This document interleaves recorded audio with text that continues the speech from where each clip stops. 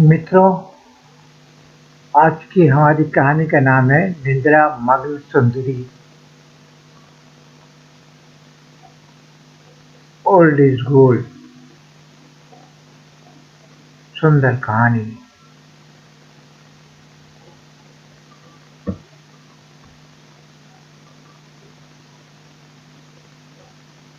निद्रा मग्न सुंदरी।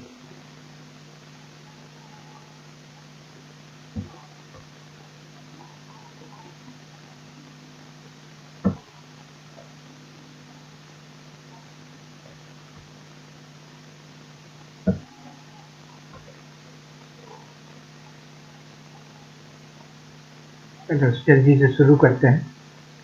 एक राजा था, एक थी रानी। दोनों बहुत दयालु थे।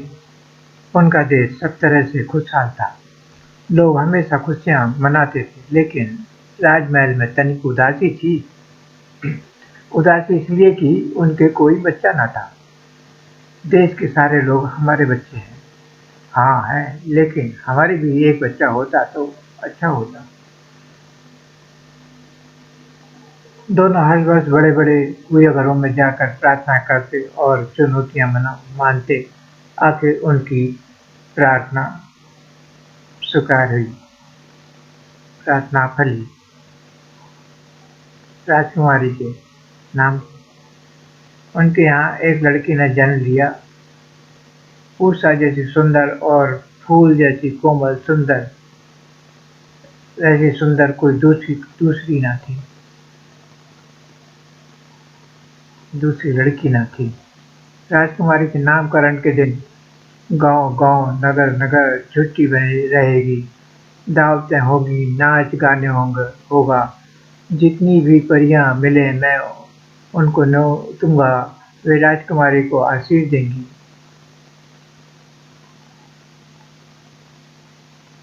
लड़कियों के सुलक्षण वाले आशीर्वाद देने के लिए 7 परियां नामकरण के दिन आईं।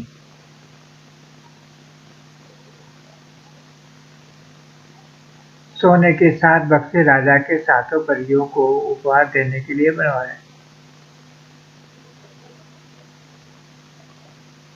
दावत शुरू हुई। सब आनंद से भोजन करने लगे। तभी एक बूढ़ी परी आई। मुझे न्योता क्यों नहीं दिया? दुख है।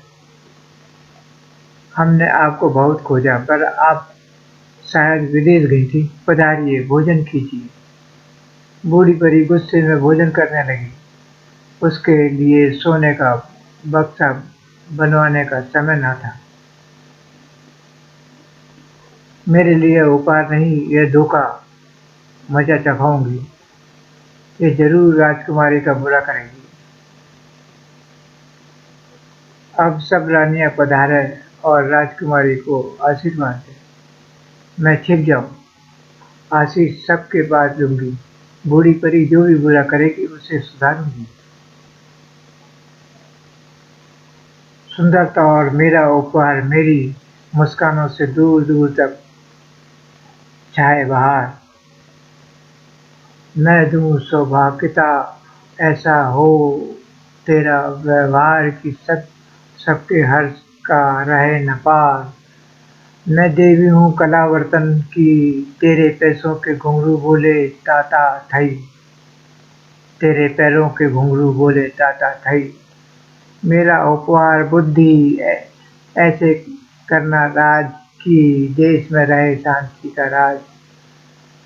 तेरा गायन हो मधुर जैसे कोयल का, यही उपहार मेरे मन का। संगीत और बांसुरी, वीणा सितार, सभी तू बजाए इच्छा अनुसार। अब बूढ़ी परी राजकुमारी के पास आई। सब खामोश थे।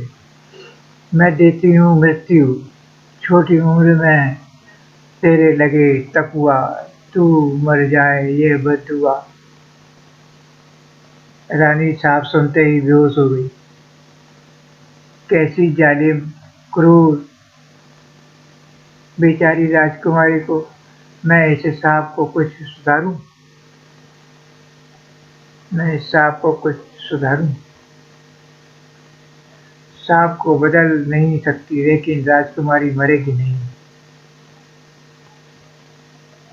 प्यारी राजकुमारी तकुआ, तेरे लगेगा अवश्य, परंतु तू मरेगी नहीं। सो जाएगी गहरी नींद में और सोती रहेगी 100 वर्षों तक। 100 वर्ष तक। फिर आएगा एक राजकुमार, वह जगाएगा तुझे, तब तेरा जीवन शुरू होगा फिर से। राजकुमारी को बूढ़ी परी के सांप से बचाने के लिए राजा ने सारे चरखों और तकुओं को जलवा डाला।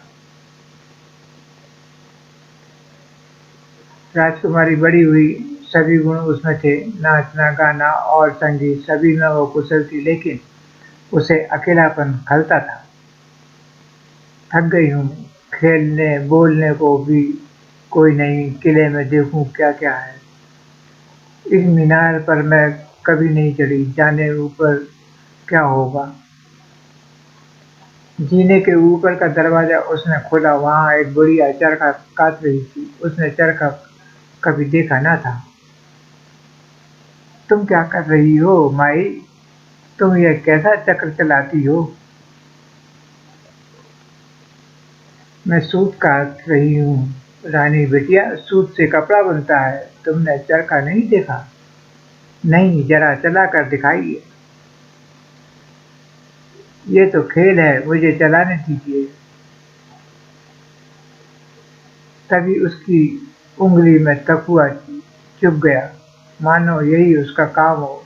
राजकुमारी जमीन पर गिर पड़ी, बेहोश हो गई।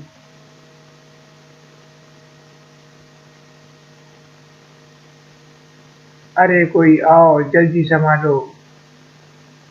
लोग भागे भागे आए, किसी ने राजकुमारी का मुंह सहलाया, किसी ने पानी के छींटे दिए, लेकिन कोई चीज असर नहीं करती। हमारे लिए कुछ नहीं होगा, ये परियों का काम है, ये 100 वर्ष सोएगी, हमारे लिए कुछ नहीं होगा। राजा ने दुखी होकर राजकुमारी को महल के सबसे सुंदर कमरे में सुला दिया और आज्ञा दी कि कमरे में कोई न जाए। उसी समय एक बौना उड़ने वाले जूते पहनकर परियों के देश गया।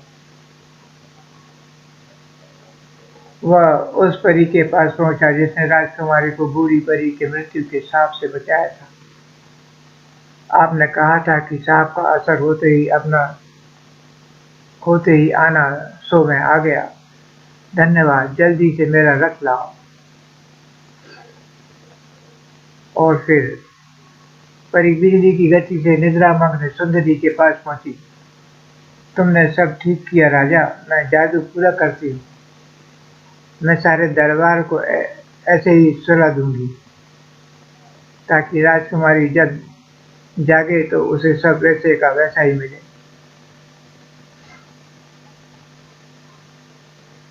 परी ने जादू किया और महल की महिलाएं और पुरुष, अफसर और रसोइये, उसके सहायक, यहाँ तक कि घोड़े, कुत्ते और बिल्लियां सभी सो गए।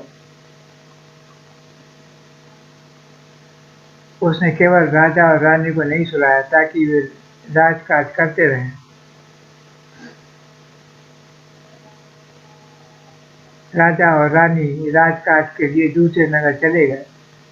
उनके जाते ही निद्रा मग्न राजकुमारी के महल के चारों ओर बड़े बड़े पेड़ों का जंगल उग आया। 100 वर्ष बीतने लगे, राजा और रानी की मृत्यु हो गई। नए राजा सिंहासन पर बैठे। नए राजा का लड़का बड़ा हुआ, वह शिकार करता था, जंगल में बहुत दूर निकल जाता। एक दिन हुआ क्या, महल जंगल में। राजकुमार ने शहर में जाकर महल के बारे में पूछताछ की। सुनो जरा, वह पुराना महल कैसा है? उसमें कौन रहता है?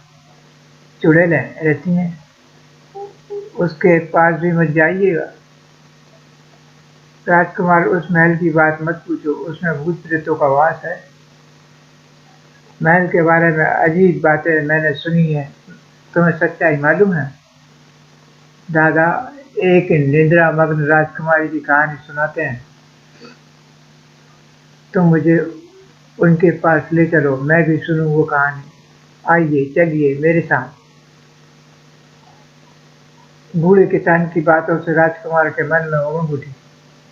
मैं 100 वर्ष तो पूरे हो गए, 100 वर्ष तो पूरे हो गए हैं। कई आदमियों ने कोशिश की है, लेकिन जंगल के अंदर किसी को रास्ता नहीं मिलता। मैं जाऊंगा। नहीं राजकुमार नहीं, वहां से कोई लौटता कहीं कुछ हो गया तो। राजकुमार ने एक न सुनी और जंगल पहुंचा। छोड़ छोड़ा घोड़ा छोड़ कर वह पैदल ही चला। जंगल जाने का कोई रास्ता नहीं है, कुल्हाड़ी भी नहीं मेरे पास, कोई ताकत अंदर खींचती है। अचानक जंगल में रास्ता हो गया और जैसे जादू हो, हटकर पेड़ों ने हटकर रास्ता दे दिया।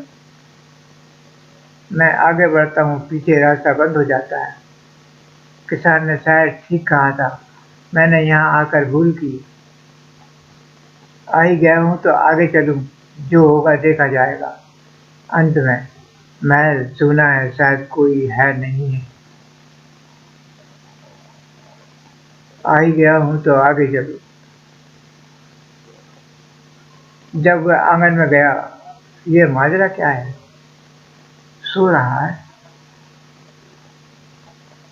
बूढ़े की बताई कहानी सही है, सारा महल सो रहा है। दरबारी वैसे के वैसे हैं जैसे 100 वर्ष पहले थे। फिर राजकुमारी निंद्रा मग्न सुंदरी कमरे में गया। फिर राजकुमार निंद्रा मग्न सुंदरी कमरे में गया। सम्मोहन उसी क्षण टूटा और राजकुमारी जाग पड़ी। तुम आ गए राजकुमार।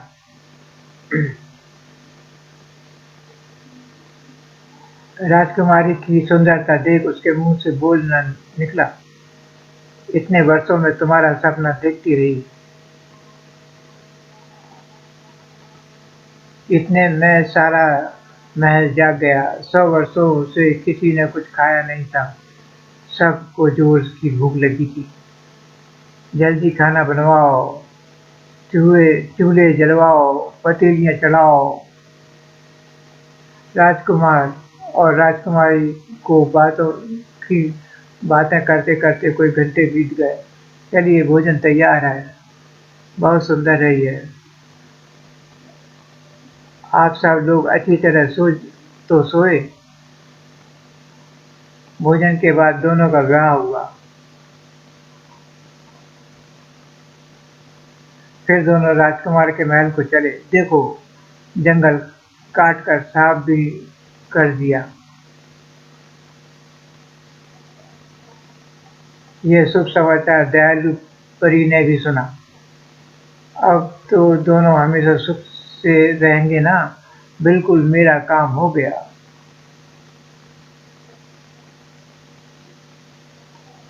अब हम पढ़ेंगे शहजादी की पहचान। एक सुंदर राजकुमार था, वह विवाह करना चाहता था, लेकिन किसी ऐसी वैसी लड़की से नहीं, इसलिए वह लड़की ढूंढने निकला। मैं चारों दिशाओं से खोज कर अपनी पसंद की लड़की लाऊंगा। सर्दी से बचना बेटे, और पाँव कभी गीले मत करना।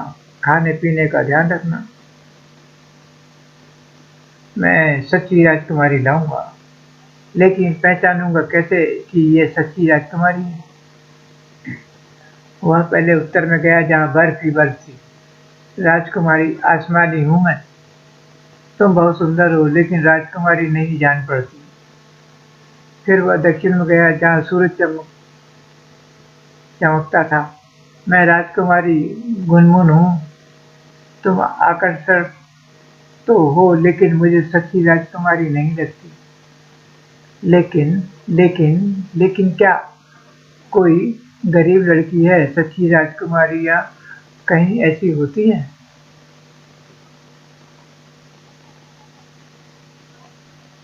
देखते हैं ये सच कहती है या झूठ। आओ, आज तुम हमारे यहाँ सो।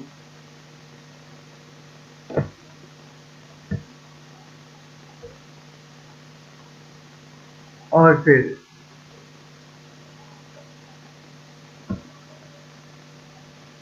राजकुमार और सच्ची राजकुमारी को राजकुमार को सच्ची राजकुमारी नहीं मिली और वह उदास हो लौटा।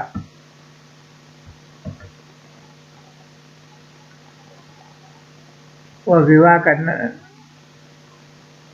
चाहता था लेकिन किसी एक लड़की से नहीं, इसलिए लड़की ढूंढने निकला। मैं सच्ची राजकुमारी लाऊंगा।